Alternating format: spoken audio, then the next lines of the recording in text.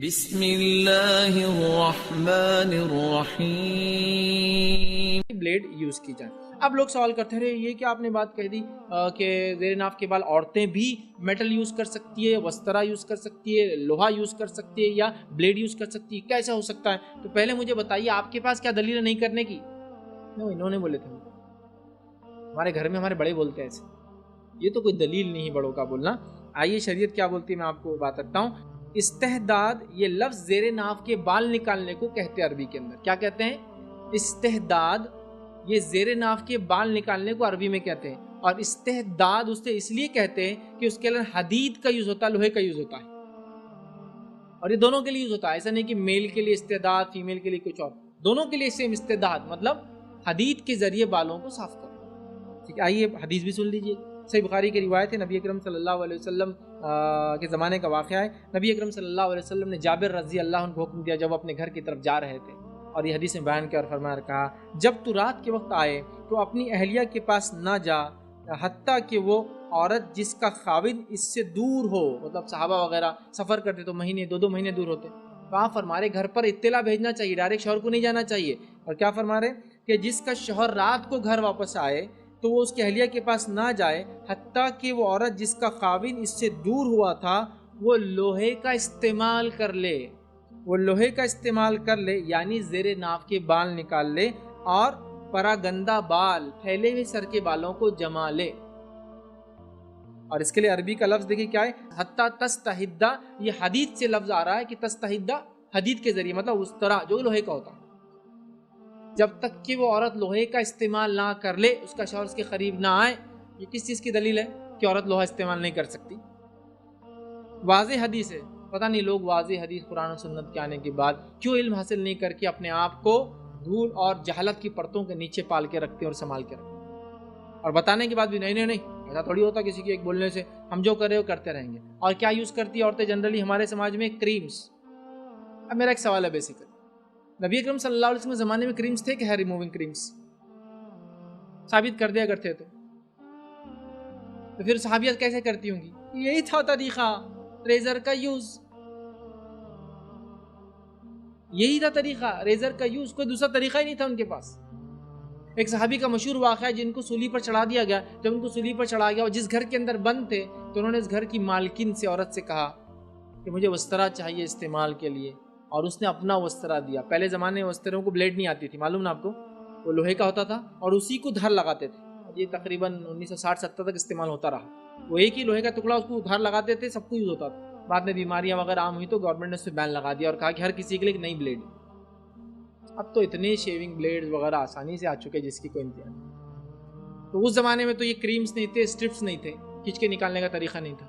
फिर बताइए, फिर यही था तरीका। इसलिए हदीस के अंदर लफ्ज़ जो है तस्तहिद्दा, जब तक कि वो लोहे का इस्तेमाल ना कर ले। फिर मैं और आप कौन होते ये बोलने वाले नहीं। और क्रीम्स और ये जो पेस्ट और ये स्ट्रिप्स होते हैं ना, याद रखिए बहुत नुकसानदेह है, मेरी बात को याद रख लीजिए, बहुत नुकसानदेह, जिल्द को काला कर देते हैं। और ऑलरेडी वो एक सेंसिटिव स्किन है, उसके अंदर ऐसी चीज़ों का इस्तेमाल अगर करते भी है कोई तो बहुत महंगी वाले इस्तेमाल करें। क्रीम से बेटर मैं कहूँगा फिर सीज़र का यूज़ करें।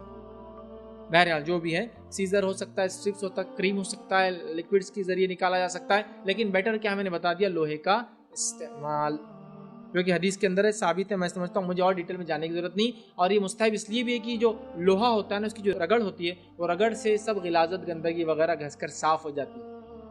स्किन एक तरह से रिनोवेट हो जाती है, रिजुविनेट हो जाती है, साफ़ पाक हो जाती है। रगड़ बैठने से सफाई हो जाती है मुकम्मल, और करना चाहिए। बहरहाल गुस्ल में नहीं करना चाहिए। थोड़ी सी बातें हम सीख लेते हैं उसमें। वो क्या क्या है कि पानी का ज़्यादा इस्तेमाल करना गुस्ल में दुरुस्त नहीं है। नबी अकरम सल्लल्लाहु अलैहि वसल्लम के ताल्लुक़ से आता है, आपने, मैंने इससे पहले बात रखी थी आपके सामने कि आपने एक सा का माना होता है 2500 ग्राम पानी के अंदर, जो कि लीटर में कन्वर्ट किया तो हार्डली 3.5 लीटर, 3.5 लीटर या 4 लीटर होगा। कि तो ग्राम को जब लीटर में करते हैं तो उसकी क्वान्टिटी आधी या उससे ज़्यादा बढ़ जाती है, हाफ हो जाती है। तो एक सा पानी में मतलब 2.5 किलो पानी, अब किलो मतलब लीटर ज़्यादा होगा, 3.5 या 4 लीटर पानी में आप गुस्ल करते हैं, तो कम पानी कीजिए। ये अच्छी बात नहीं है कि आप बहुत पानी इस्तेमाल करें।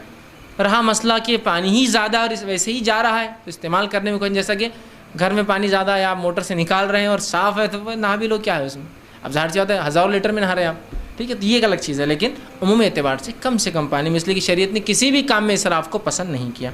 दूसरी चीज़ जो है, जो आप याद रखेंगे, ऐसी जगह बैठ कर नहाना है जहाँ गंदगी हो, अंदेशा हो कि नहाने से पानी वो अंदर जाकर उल्टा आंख पे आ जाएगा, गिलाजत हो, तो ऐसी जगह बिल्कुल नहाए ना, ठीक है, एहतियात करें वहाँ। अगर ऐसी जगह मजबूरी है तो ऊंची जगह बैठे ताकि वो छींटे अगर उड़े तो आंख तक ना पहुँचे। समझ लीजिए आप किसी हमाम में चले गए, ऐसा होता है कभी कॉमन टॉयलेट्स है, कॉमन हमाम से, और अंदर पूरा पानी भरा हुआ है, पहले से मोहरी बंद है, चौकअप है, अब साफ भी नहीं कर सकते और नहाना भी ज़रूरी है, तो एक ऊँची चीज़ से बैठ के नहा लीजिए।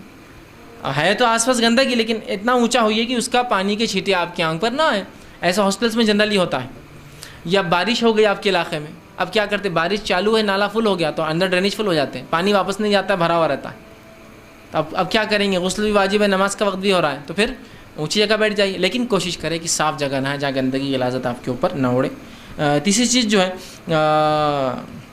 सामने जो याद रखेंगे वो ये है कि किसी दीवार की आड़ में और सतर को छुपा करना है, खुले में नहाना दुरुस्त नहीं। याद रखें, अगर खुला नहा रहे मजबूरी है तो सतर पूरा ढका हुआ और फिर नहा सकते, जैसा कि मर्द है, खुले में नहाना जगह नहीं है तो सतर पूरा ढक ले, पहले तौलिया बांध ले, बरमोडा लंबी चड्डी हो सकती है जिसको बरमोडा बोलते हैं आम ज़बान में, कुछ भी हो सकता है, बहरहाल जो कपड़ा आपकी सतर, और मर्द का सतर उसके नाफ से लेकर उसका घुटने तक है, याद रखिए, तो उतना ढक जाए तो वो भी करे, लेकिन बेहतर है दीवार की आड़ में जाए और शर्मगाह ढक कर बहरहाल नहाए, ये भी ज़्यादा बेहतर है। बहरहाल ये हया के तकाज़ों में है बहरहाल, लेकिन कोई वाजिब और ज़रूरी नहीं, याद रखें, वरना बहुत से लोग बोलते हैं मेरे पास कुछ नहीं तो क्या करूँ। नहा सकते हैं आप नंगी होकर भी, लेकिन बेहतर है कि आप कुछ पहन ले, शर्मगाह को ढक ले बहरहाल। और अगर खुले में नहा रहे हैं तो सतर छुपना ज़रूरी है, सिर्फ शर्मगाह नहीं, सतर, पूरा सतर, ठीक है, पूरा सतर उसमें ढकना ज़रूर। और अगर अकेले में नहा रहे हैं तो सिर्फ शर्मगाह भी ढक जाए तो काफ़ी है। सतर जो नाफ से लेकर घुटने तक होता है ये सतर खफीफ़ा कहलाता है, और जो शर्मगाह का अगला और पिछला हिस्सा होता है वो सतर गलीज़ा कहलाता है, याद है।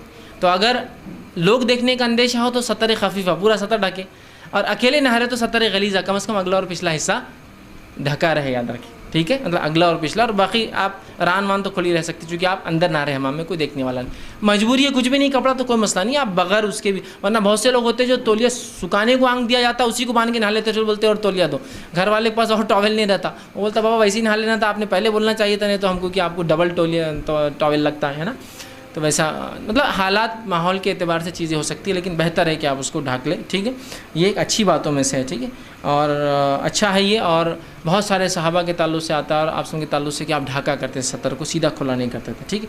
इसी तरह जो है ठहरे हुए पानी के ताल्लुक़ से याद रखिए कि आप सल्लम फरमाए कि ठहरे हुए पानी के अंदर जो है अगर जनाबत की हालत में तो कोशिश करे कि गिलाजत को बाहर ज़ायल करे और फिर ठहरे हुए पानी में उतरने की कोशिश करे, ठीक, कि जैसे जो मैंने कहा ना, गिलाजत को ज़ायल करना, वो बाहर कर ले और फिर ठहरे हुए पानी में जाए, सीधे जाके उसी में ज़ायल करें गिलाजत तो हो सकता है उसको भी और दूसरों को भी उससे तकलीफ़, ठीक है। तो बहरहाल इन बातों को आप याद रखेंगे। अब गुस्ल का तरीक़ा क्या होगा, आप